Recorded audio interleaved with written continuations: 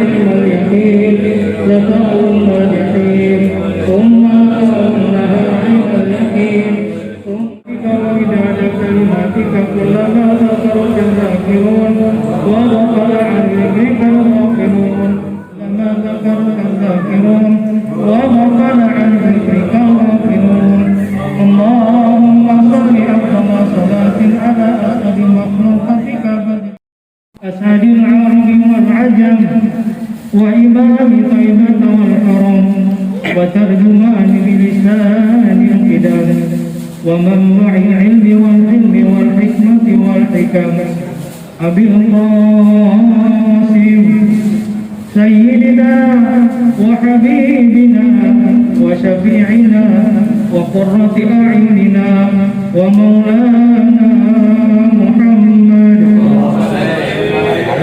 صلى الله عليه وسلم زده شرفا يا رب زده شرفا يا رب زده شرفا يا رب الخلق ما لمن ألوذ به سواك عند علوم للحارث العالمين يا رب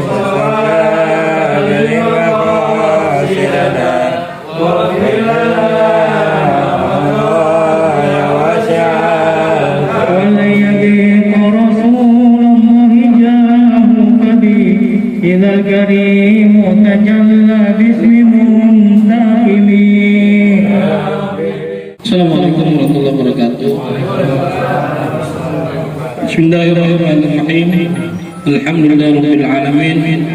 Wassalatu wassalamu ala asyrafil anbiya wal mursalin sayyidina Maulana Muhammadin wa ala alihi washabihi ajma'in.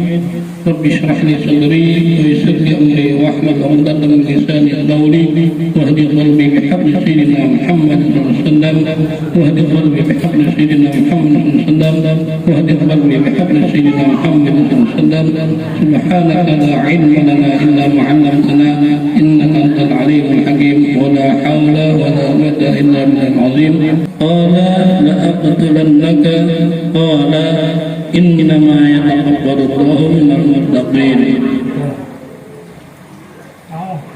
Hadirin wa hadirat rahimakumullah, wabil khusus Ustadzna al-Fadil Ustadz Haji Berinwar mata'ala wa hayati dan para sahabat lainnya serta saudara seiman habibakumullah. Alhamdulillah pagi hari ini kita masih diberikan rahmat hidayah. Qala lahu la aqulannaka qala lima qala taqabbala qurbanuka duni qala innama yataqabbalu Allahu minal muttaqin.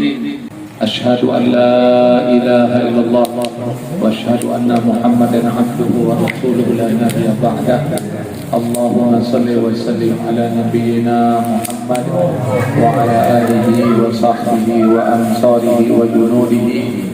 قال الله تعالى في القرآن الكريم يا أيها الذين آمنوا اتقوا الله حق تقاته ولا تموتن إلا وأنتم مسلمون. وقال أيضا سبحان الذي أسرى بعبده ليلا من المسجد الحرام إلى المسجد الأقصى الذي باركنا حوله لنريه من آياتنا إنه هو السميع البصير. وقال رسول الله صلى الله عليه وسلم خيركم من تعلم القرآن وعلمه. Sadaqallahu wa sadaqa Rasulullah sallallahu alaihi wasallam. Yang saya hormati dan sama-sama kita hormati Sahibul Bait dalam acara ini, dan sama-sama kita hormati Al-Ustaz Abdul Rahman Nasrah, teman-teman dari Maslahul Akhyar yang dimuliakan oleh Allah Subhanahu wa taala, Ustaz Ghazali, Pak Abdul Aziz, dan semuanya yang berhadir, mudah-mudahan mendapatkan rahmat dan berkah dari Allah Subhanahu wa taala. Saat ini kita sudah berada di bulan Rajab, dan Rajab pun sudah akan memasuki pertengahan bulan Rajab. Orang-orang soleh terdahulu ketika memasuki bulan Rajab mereka senang, mereka gembira, karena 2 bulan ke depan akan memasuki bulan suci Ramadan, bulan agung, bulan penuh rahmat dan berkah dari Allah Subhanahu wa taala. bulan yang memiliki keutamaan, memiliki fadilah yang sangat besar. Maka tidak mengherankan orang-orang soleh terdahulu dan juga orang-orang soleh saat ini bermohon kepada Allah Subhanahu wa Ta'ala, ya Allah, berkahilah kami pada bulan Rajab dan Sya'ban, dan sampaikan kami pada bulan Ramadan. Dalam doa itu kita minta keberkahan kepada Allah di bulan Rajab dan bulan Sya'ban, dan kita minta disampaikan usia kita, umur kita kepada bulan Ramadan. Berkah itu pemahaman yang simpelnya adalah sesuatu yang diberikan oleh Allah yang menyebabkan hamba Allah itu makin taat kepada Allah, makin dekat kepada Allah, apapun bentuk pemberian dari Allah. Harta benda kalau mendekatkan orang itu kepada Allah, maka harta bendanya berkah. Dia dikasih anak oleh Allah, dengan anaknya dia makin dekat kepada Allah, itu berkah. Dia dikasih jabatan kedudukan oleh Allah, dengan jabatan kedudukan dia makin dekat kepada Allah, itu namanya berkah. Dia dikasih pekerjaan oleh Allah, dengan pekerjaan itu dia makin dekat kepada Allah, itu namanya berkah. Nah, orang kalau sudah mendapat keberkahan, maka diajak kebaikan akan mudah.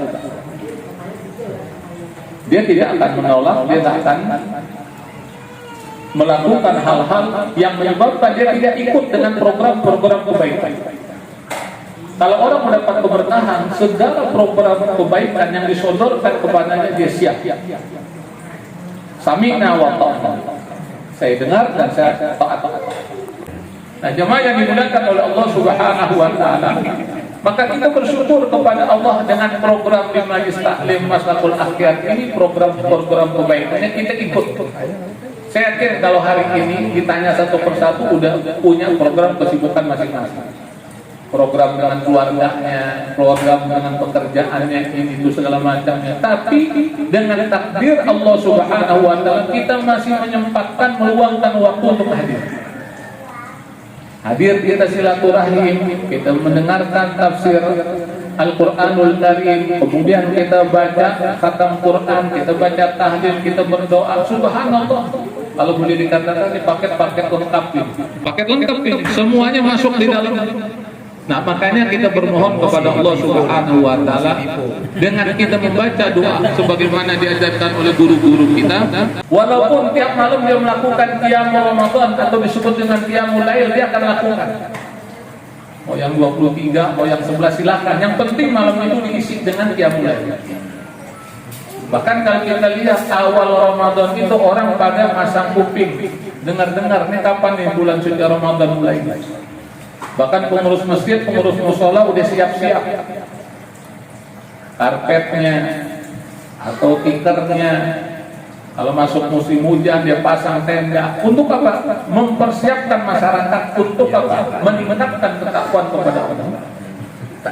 Nah, oleh karena itu mari kita perbanyak doa yang diajarkan oleh guru-guru kita. Allahumma barik lana fi Rajab wa Sya'ban wa barik lana fi Ramadan. Bismillahirrahmanirrahim. Bismillahirrahmanirrahim. Allahumma barik lana fi Rajab wa Sya'ban wa balighna Ramadan. Allahumma barik lana fi Rajab wa Sya'ban wa balighna Ramadan. Allahumma barik lana fi Rajab wa Sya'ban wa balighna Ramadan. Setelah kita minta kepada Allah diberkahi pada bulan Rajab dan Sya'ban, kita minta kepada Allah sampaikan kami pada bulan Ramadan. Kenapa kita perlu minta sama Allah? Karena yang mengatur kehidupan ini Allah. Umur kita itu di tangan Allah Subhanahu wa Ta'ala. Kemarin teman saya sama-sama pengajian meninggal dunia. Ya, udah dikubur. Padahal sekarang udah masuk Rajab dan sebentar lagi masuk bulan suci Ramadan. Oleh karena itu kita minta sama Allah, wa balighna Ramadan, sampaikan kami ya Allah pada bulan Ramadan. Maka ketika kita berdoa semacam itu, udah kita atur nih program dalam bulan suci Ramadan, kita punya target. Kita punya target minimal Ramadan ini 1 kali khatam Quran. Kita punya program tiap malam kita melakukan qiyam Ramadan, sholat tarawihnya dan witirnya. Mau di masjid, mau di rumah, mau di musola, yang penting malam itu kita melakukan. Setiap hari kita akan berinfak, setiap hari akan membantu perbukaan untuk kaum muslimin yang berbuka puasa. Dengan amalan yang sudah kita buat, programnya itu sudah menjadi amalan yang dicatat oleh Allah Subhanahu wa taala. Itulah indahnya Islam. Itulah enaknya Islam. Niatnya yang sudah dicatat oleh Allah Subhanahu wa taala, diberikan pahala. Beda kalau niat kejahatan, belum. Tunggu dulu, dia melakukan maksiat nggak? Dia mabuk dulu nggak? Kalau dia tendang masuk ke tenggorokannya, baru dicatat. Kalau dia berzina, baru dicatat. Tapi baru keinginan belum. Itulah kasih sayang Allah Subhanahu wa taala kepada hambanya. Kemudian ada doa juga yang diajarkan oleh guru kita. Jadi dalam hadis ini kita saling ingat mengingatkan, karena kita semua kan udah dari dulu ngaji. Ya. Nah, sekarang kita ingatkan lagi, mungkin ada yang lupa karena udah kesibukan dengan pekerjaan kita masing-masing. Apa doanya? Rabbil firli warhamni wa tub alayya. Rabbil firli warhamni wa tub alayya. Subhanallah. Kita mohon kepada Allah terkait beberapa poin, beberapa hal. Yang pertama, Rabbil firli, ya Allah ampunilah dosa. Kita minta sama Allah setiap hari kita baca, Rabbil firli, ya Allah ampunilah dosa. Siapa di antara kita yang punya dosa? Bangun tidur mungkin udah ada melakukan dosa. Dia ingin melakukan kezaliman, dia ingin nyusahin orang. Itu ada orang bangun tidur yang dimikirkan semacam itu. Nah, makanya kita diajar oleh Rasulullah SAW, diajar oleh Islam, banyak-banyak kita beristighfar, minta ampun kepada Allah. Warahmati, kasih aku ya Allah. Kalau bukan kasih sayang Allah Subhanahu wa taala, aib kita sudah dibuka oleh Allah. Kenapa kita bisa hadir ke majlis yang mulia ini? Karena Allah ingin kita menjadi orang yang mulia. Makanya kita digerakkan langkah kaki kita, digerakkan kaki kita, ayunan tangan kita untuk menuju tempat kebaikan. Ini kan majlis ilmu. Kata Rasulullah SAW, "Man kharaja fi talabil ilmi fa huwa fi sabilillah hatta yarji'a." Barang siapa keluar dari rumahnya untuk menuntut ilmu, maka dia berada di jalan Allah sampai dia kembali pulang. Ini kita berada di jalan Allah. Bahkan dalam riwayat yang lain dikatakan ketika orang hadir dalam majelis ilmu, maka sesungguhnya dia hadir ke taman di antara taman surga. Sebagai umat Nabi Muhammad SAW yang sudah bersyahadat, mantap kita ingin masuk dalam surga. Makanya kita minta rahmat kepada Allah. Orang kalau sudah mendapat rahmat dari Allah, dia akan tenang.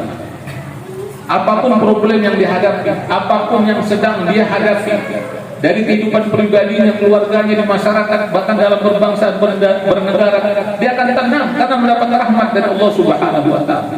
Nah, kita alhamdulillah dibimbing oleh Allah Subhanahu wa taala datang ke sumber ketenangan di muka bumi ini. Apa itu majelis ini? Ke masjid, ke mushola. Akhirnya kita senantiasa iringi dengan doa kepada Allah. Rabbil firli warhamni. Kemudian waktu ada kita bertobat kepada Allah Subhanahu wa taala.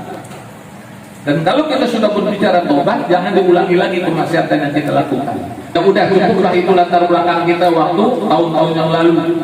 Ya, beberapa puluh tahun yang lalu. Nah, jangan kita ulangi lagi, itu namanya bertobat. Tapi kalau masih juga, ya kan gak banyak nenggaknya Ustaz, ya kan? Cuma slogi, dua logi gitu kan. Dia itu bukan yang tobat namanya. Atau dia masih ngisep gelek juga, ya kan? Itu bukan tobat namanya. Tobat itu dia tinggalkan segala kemaksiatan, dia tinggalkan dosa. Makanya kita mohon sama Allah. Kalau bukan pertolongan Allah, nggak bakalan bisa. Orang bertobat istiqomah itu berat. Kenapa berat? Karena dia akan mendapat godaan dari setan, dari iblis. Yang memang tugas iblis sejak diciptakan oleh Allah Subhanahu wa taala sampai akhir zaman, dia akan selalu menggoda manusia. Walaupun awalnya iblis ini termasuk makhluk Allah yang taat, tapi karena kesombongan, karena keangkuhan, nggak mau sujud kepada Adam pada perintah Allah Subhanahu wa taala, akhirnya dia sombong. Ya, dikeluarkan dari dalam surga dan dimasukkan ke dalam neraka. Makanya dia sangat marah kepada manusia, sangat benci kepada manusia. Nah, ekspresinya bagaimana? Mengajak manusia untuk melakukan dosa dan kemaksiatan. Tiap hari dia datang menemui anak cucu anak. Nabi Yusuf alaihissalam saja berdoa kepada Allah, tawaffani musliman wa alhiqni bis shalihin. Wafatkan aku dalam keadaan muslim. Wa alhiqni bis shalihin, dan gabungkan aku bersama orang-orang saleh. Makanya kalau kita udah bersama orang soleh di majlis taklim ini jangan dilepas lagi nih, sampai kita nanti kumpul di surganya Allah. Kalaupun kita ada masalah jangan gede ambek. Gua kapok dah, datang lagi dah. Disindir-sindir terus. Nah, jangan kayak begitu. Kita ini udah pada berubahan, ya. Kita ini udah pada tua, udah pada punya cucu, ya kan? Nah, makanya kita harus bersikap lebih dewasa. Kalaupun ada mengingatkan dalam majlis ilmu, ya, kalau terasa pahit, ya anggaplah itu sebagai obat. Ya, yang namanya obat jamu kan pahit.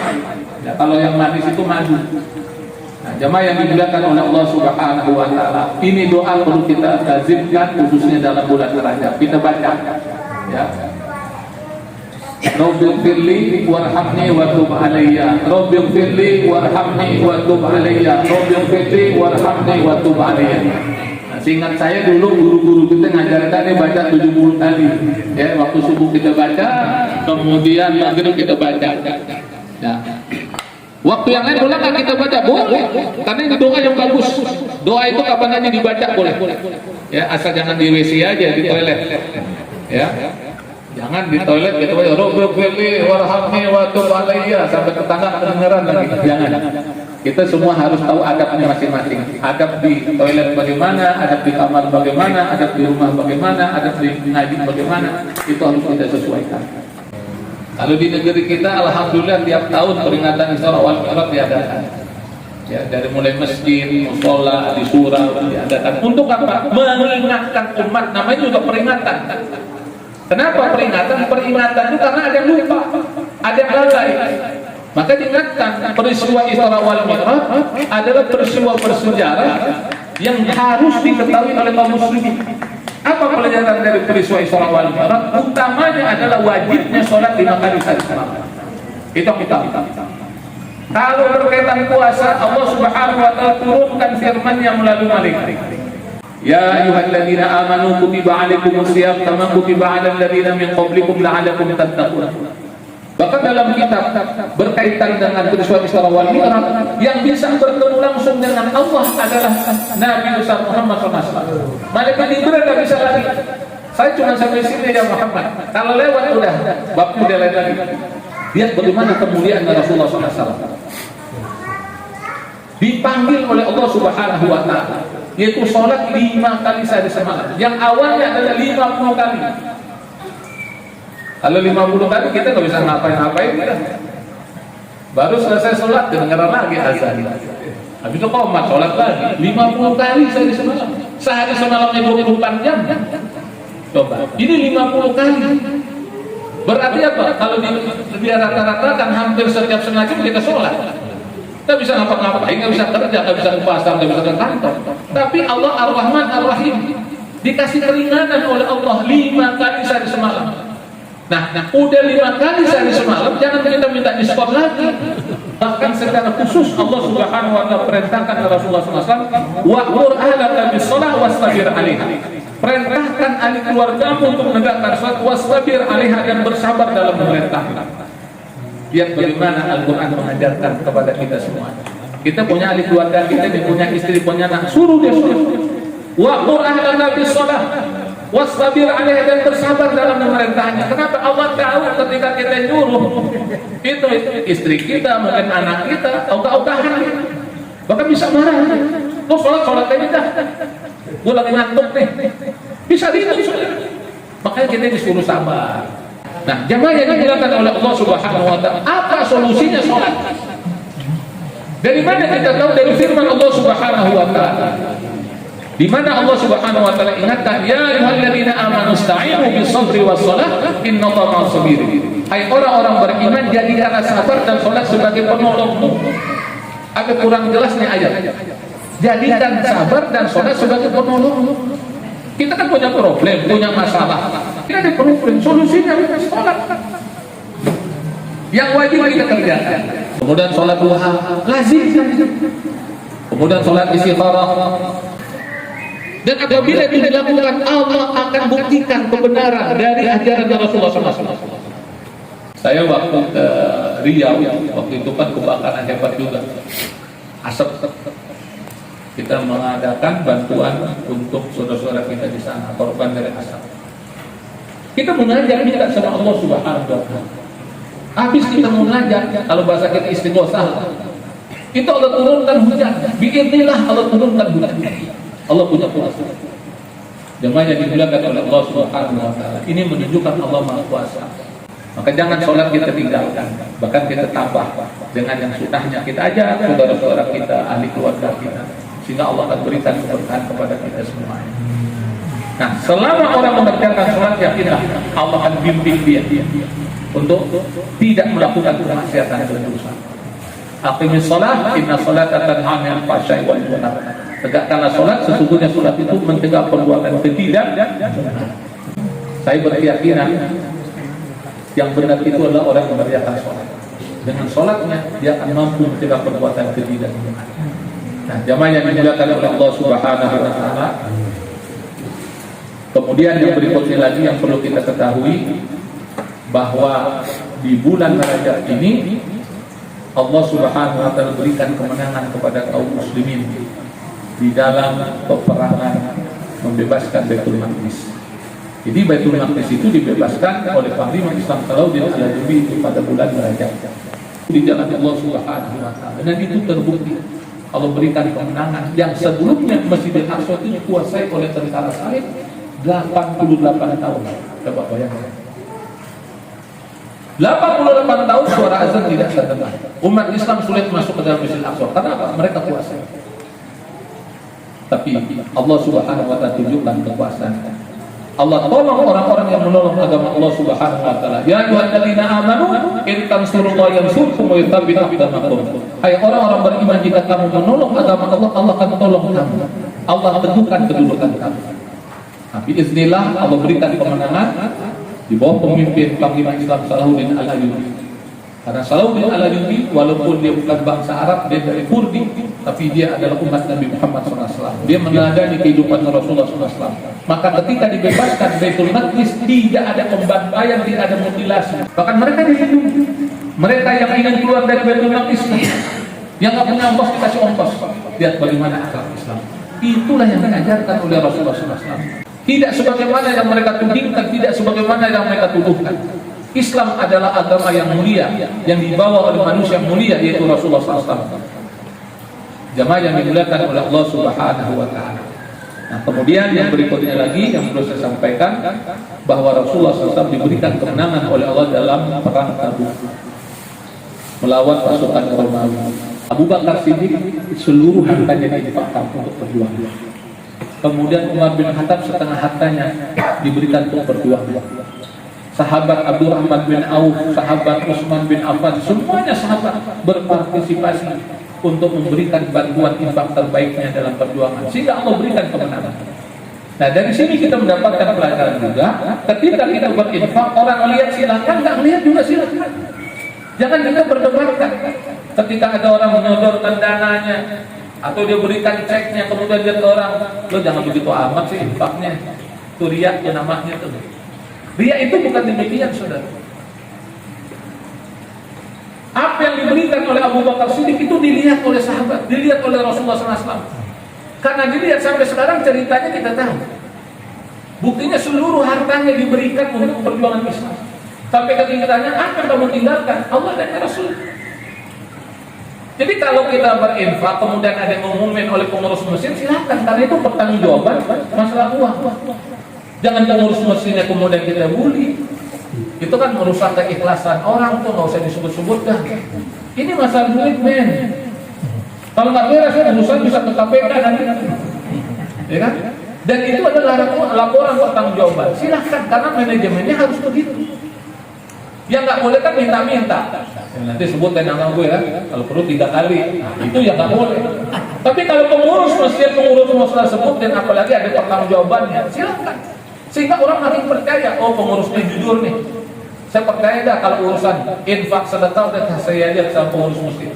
Di mana Allah Subhanahu wa Ta'ala berikan kemenangan, di mana para sahabat berjuang sungguh-sungguh untuk membela agama Allah Subhanahu wa Ta'ala.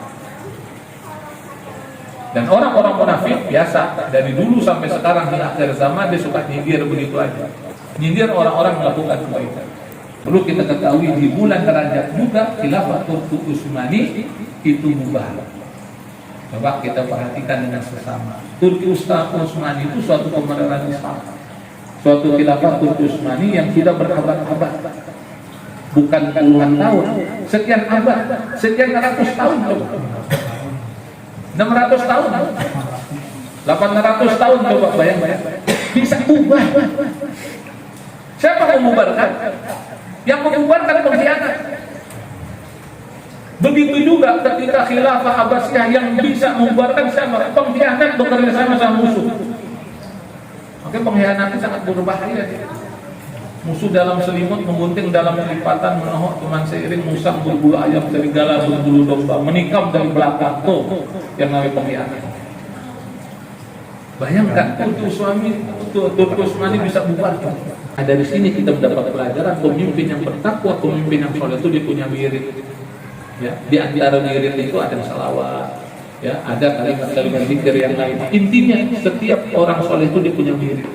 Ulama-ulama kita itu dia punya wirid. Makanya Allah berikan karomah kepada mereka. Nah, maka kita pun juga di Majlis Ta'lim Mazatul Akhyar ini harus juga punya wirid.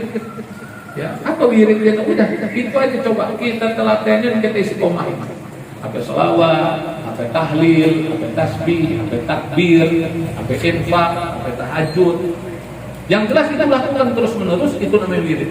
Nah, mudah-mudahan dengan demikian Allah berikan karomah kepada kita semua. Nah, kita merasa sedih dengan bubarnya khilafah Turki Utsmani yang dilakukan oleh sahabat Mustafa Kamal. Mustafa Kamal ini dia dulu tentaranya Turki Utsmani. Ya. Mustafa Kamal Atatürk, ya. Nah, karena dia melakukan pembubaran Turki Utsmani, maka dibuatlah program-program menjauhkan umat Islam dari Islam itu sendiri.